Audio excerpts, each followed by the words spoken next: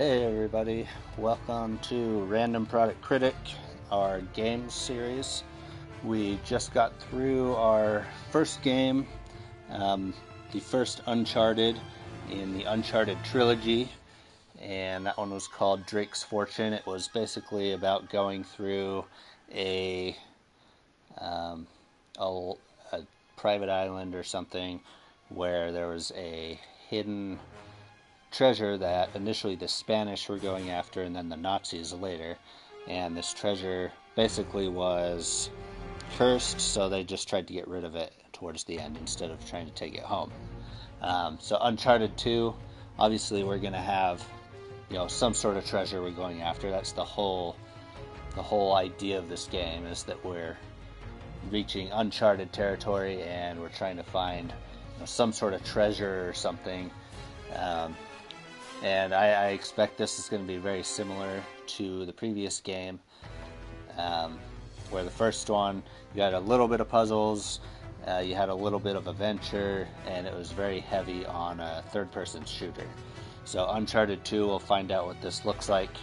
For this first episode, I'll go through up until Chapter 2, but also make it a little bit longer so we can look at some of the menu comparisons, some of the options. I have already gone through this game, which I may not do that for the next one, just because it takes, each of these games is probably around 12-13 hours. Obviously you can do a speed run, but that's about an average gameplay. So this one I have gone through, so I get to show you some of the things on the option menu that aren't there initially. So without further ado, let's start Uncharted 2 Among Thieves. So before I actually go into this, I just want to mention that it's kind of hilarious. You see all these birds flying across. One of my cats loves to watch those birds, so sometimes I just keep it on the screen and he'll just meow at them and watch them, hoping they'll come back. Kind of funny. Alrighty. So we can see the framework right here is already very similar to the previous game. You got your screenshot of the chapter you're on, you've got your play menu, options, bonuses, and so on. So your bonuses are basically set up the same way: rewards, treasures, medals, and statistics. And your rewards are also about the same. We've got our skins, weapons, render modes, art galleries, and tweaks. The skins, they have a lot of the same ones, but they also added quite a few on here. Your weapons, you do have more weapons, but it is the same basic set also. We'll see a couple weapons that show up much more frequently, and I actually like them quite a bit more. Render modes are the same as the first game. Art galleries, very similar type of thing to the first game. Tweaks are all the same. The only difference is this no gravity. I don't know what it does yet. I haven't turned it on yet, so we'll go take a look at that once we get started. Other than that, the rewards and the treasures are the same concept. This game has 100 treasures instead of just 60. They're also much harder to find. You can see I only have 67, whereas the previous game I only missed 8. So a little bit harder to find. I'm not going to look for treasures this playthrough because I think it's a headache on this game. Mainly because now they hide them, all over the place. Like some you have to shoot down from things and be just at the right angle to see it. So I don't want to go through and waste time exploring all that stuff. So I'm not going to look for any type of rewards on this playthrough. So let's actually get jumping into the game. We'll see what it starts out like. Keep the bonus treasures. Yeah, sure, why not? So campaign and speedrun. Speedrun is, just run through it as fast as you can. Campaign's the actual story with all the cutscenes and whatnot. I could do different difficulty. The Explorer mode is kind of cool. You can just run through the game. I'm just going to run through on normal. They were smart and added more guys on this, but it also makes it a little more difficult. So let's save a new game data. Alright.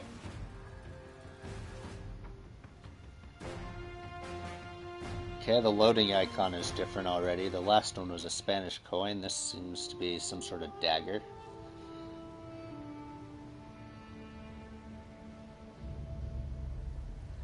And we're starting off with the Marco Polo storyline.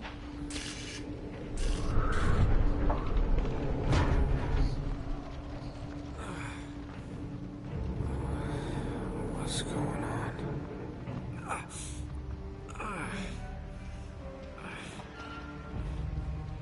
That's my blood. That's my blood. It's a lot of my blood.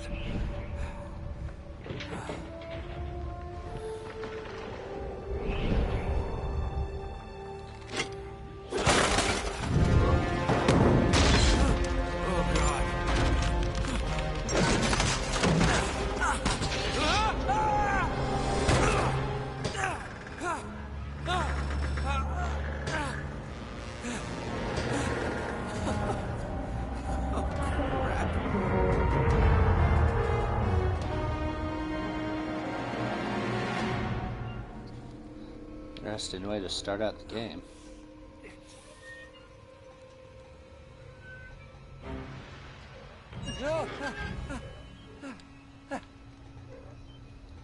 Alright, so a few things you'll notice right off the bat. They're just going to have us start climbing. They want to focus on, more climbing on this game, I'm guessing. You can also tell that, in general, the game is based on the exact same mechanics. We're obviously not going to get a tutorial mode right here, just because I've already gone through it the first time. But normally you would have a tutorial to tell you, jump here. Oh, maybe we will get a tutorial. So you can see the graphics are pretty much the same as the first game, maybe a little greater detail, especially on the background. You can see a lot more detail on all these mountains and rivers and stuff. But all of the general graphics look about the same. Looks like they did add a little bit of filtering on your shadows and whatnot, so that's a little bit nicer. But overall, it's pretty much the same as the first game, as far as I can tell.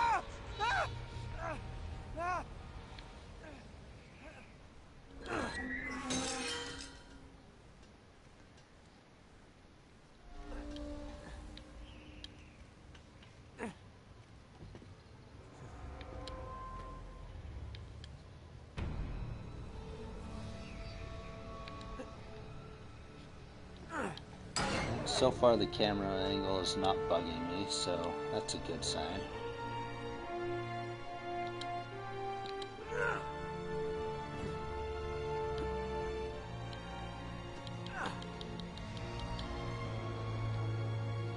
This camera angle does kind of bug me.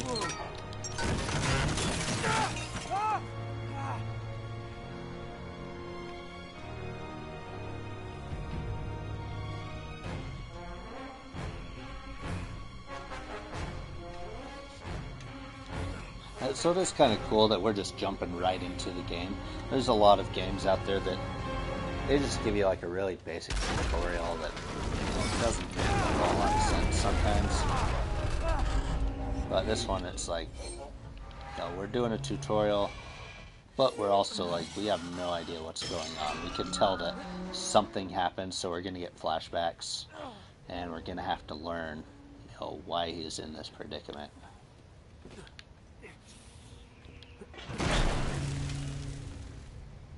So we can definitely tell there was a giant train crash that went on.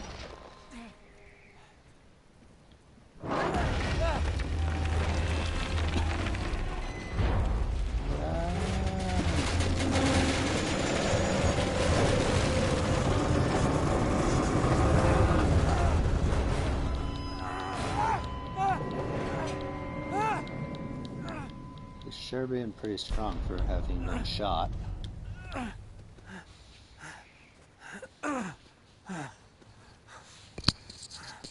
And he's in the middle of snowy mountains, which is obviously going to be freezing.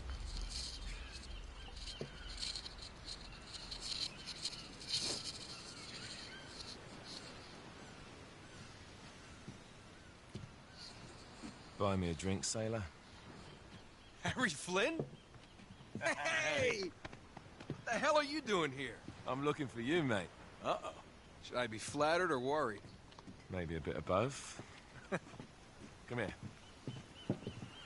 I've got a job for us. Really? The client is willing to part with a huge sum of cash if we acquire a certain object for him. All right, I'm listening. Now, you're not gonna like this. Oh, no.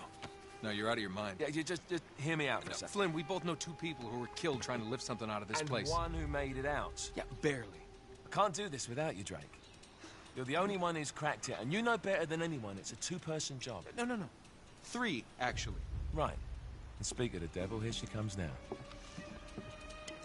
What? Chloe Fraser. Nate. Drake. Nathan. Drake. Hello, Harry. Chloe here's one of the best drivers in the business. She'll take good care of us. I bet. Right, look. I've got it all figured out. We go in through the sewer. Loving it so far. That puts us in the courtyard. From there, we scale up the wall, run across the rooftops, and just drop down into the exhibit hall. Bob's your uncle. And what is worth all this trouble, I hear you ask? I didn't, but go ahead. But that's it. An oil lamp. Yeah. It's worthless. I don't get it. Neither do we. That's why we tracked you down.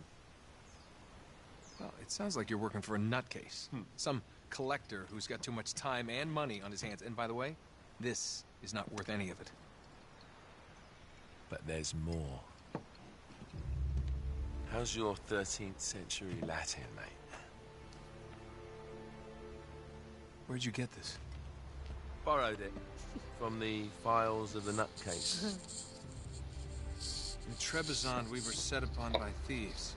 Father, Maffeo, and I were robbed of our greatest treasures. This was written by Marco Polo. Yes, that much we were able to work out. Unfortunately, the rest of it's nonsense. Hey, hold on. So that it should not fall into the wrong hands, I concealed my great sorrow in the unlikeliest place. The light of the great Khan shelters the fate of the 13. See what I mean? It's just gibberish. He's talking about the lost fleet. Yeah. I know, someone want to fill me in? Marco Polo leaves China with 600 passengers and 14 ships, loaded down with treasure from Kublai Khan. And he lands in Persia a year and a half later, with only 1 ship left and only 18 passengers.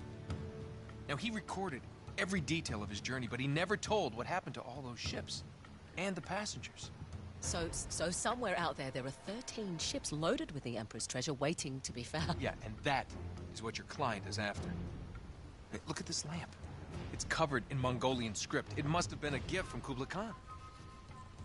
The light of the great Khan shelters the fate of the 13. Marco Polo hid something inside this lamp. Something that pinpoints the site of the lost fleet. So, we're dicking this guy over, right? Damn straight. Absolutely. You in then? What the hell? I mean, what could possibly go wrong?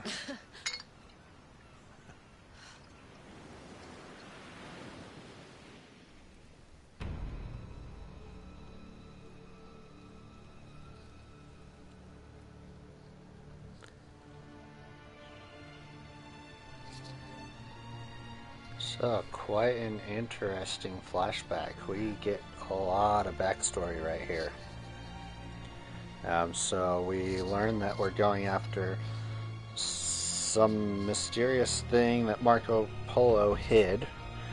And they're talking about this lost fleet. Now, this lost fleet, I believe, is a true story. but there's really no evidence on what happened to the lost ships.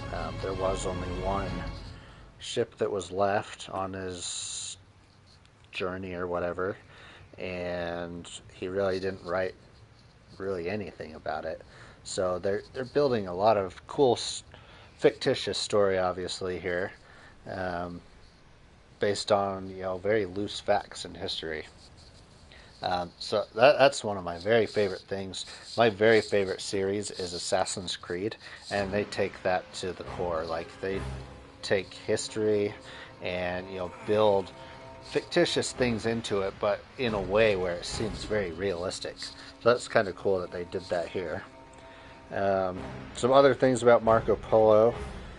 He was definitely a sailor. He did a lot of expeditions and whatnot. He was a very big trader, and not traitor, but trader, like trading goods. And he also, you're going to hear in this game, Kublai Khan or whatnot. So they're referencing a lot of things that actually happened in history. You'll get to see this. There's also, kind of interesting, there's a fact where it says Marco Polo mistook some animals that he saw as mythical creatures. Things like elephants, monkeys, crocodiles. He described all these, but they, Europeans at this time hadn't seen them before, so he didn't really know what to describe them. So we might see a little bit of a play on these mythical creatures that Marco Polo supposedly saw. And Marco Polo was, he was one of the first Europeans to go to China, or Asia in general. So we're going to see a lot of Asian influence here. Now they mentioned Khan. If you think about Genghis Khan, very great ruler, and Genghis Khan is based out of, I want to say, Nepal area, Mount Everest. So it makes sense that we're in a very snowy area in those mountains, right here. So obviously something has gone wrong in the middle of this backstory, and we're in the middle of, the mountains around Nepal area. Other than that, there's a lot of history right there. So we'll get to see how Naughty Dog decides to, use all of this loose history and some strong history and whatnot, and see how they tie it into their story.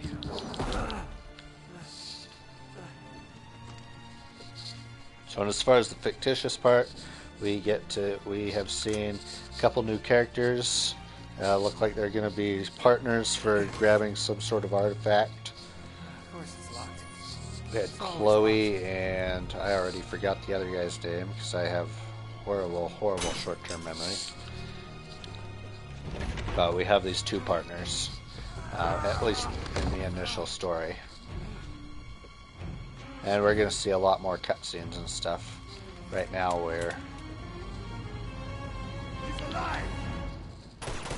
in the middle of something. We have no idea what where we are, why we're here.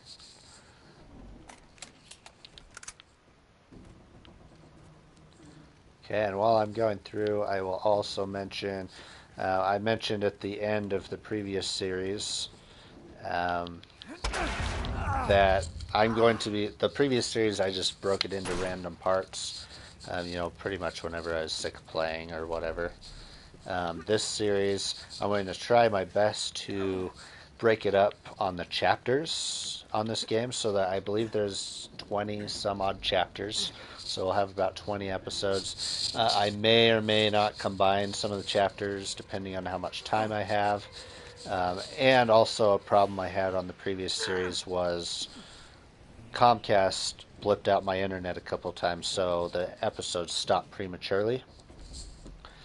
So if that happens, obviously I don't have control over that here. So we may or may not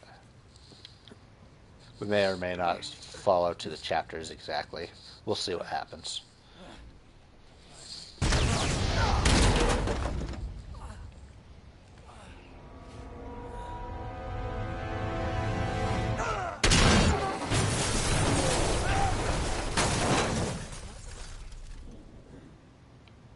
Lots of cutscenes here so far. And another cutscene.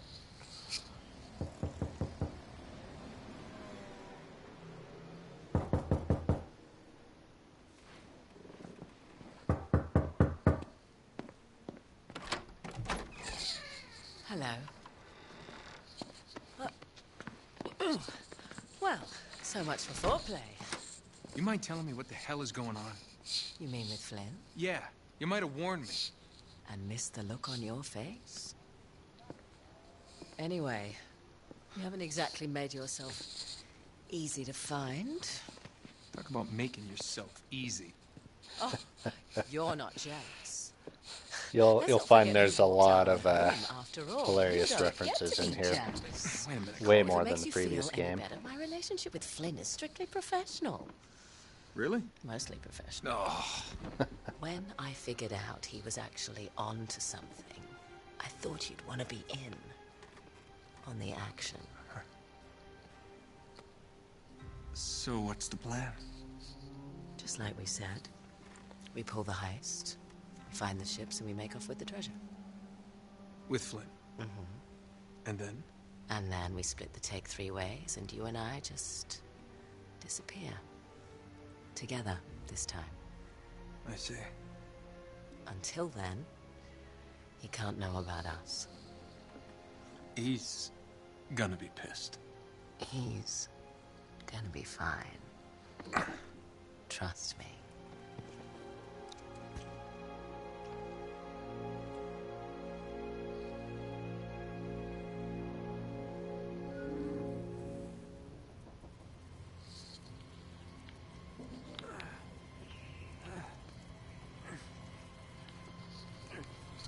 So we're just building up that little bit of story there.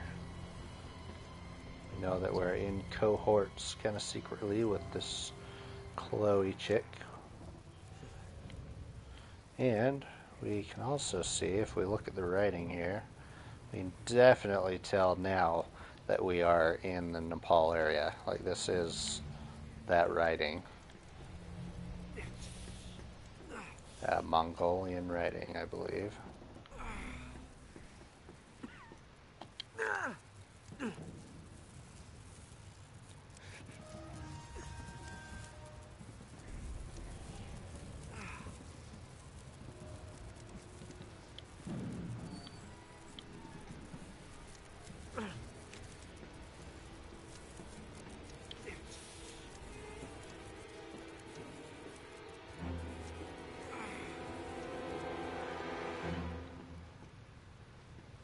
This part caught me off guard the first time.